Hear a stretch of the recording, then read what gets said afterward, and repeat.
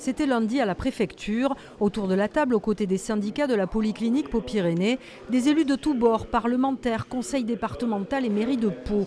Tous unanimes dans des communiqués pour dénoncer l'attitude du groupe GBNA et la fermeture de certains services comme la maternité de Navarre et l'oncologie à Marzé. Le gros danger vient de l'oncologie parce que là, il n'y a pas, au moment où je vous parle, il n'y a pas de plan B. C'est-à-dire que la brutalité de la décision du groupe GBNA ne s'accompagne pas d'un plan de restructuration et de perspective de prise en charge de ces patients dans l'offre de soins sur notre territoire. Pour le maire de Pau, prochain président du conseil de surveillance de l'hôpital, c'est un coup dur qui pourrait désorganiser l'offre de soins.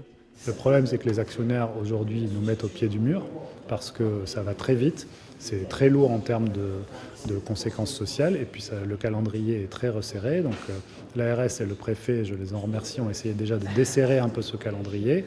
Mais il nous faut travailler à des solutions alternatives.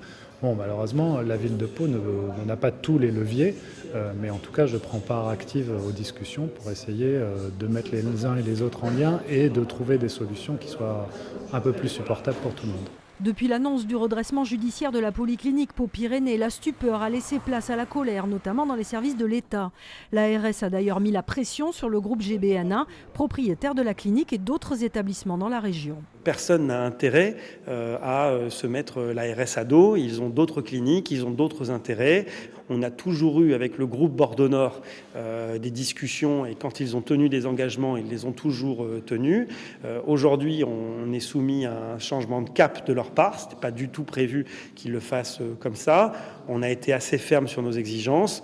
Aujourd'hui, ils ont compris tout seuls qu'il fallait mieux suivre les exigences de l'ARS. Les élus restent vigilants, même si leur pouvoir semble très limité face à un groupe privé de santé.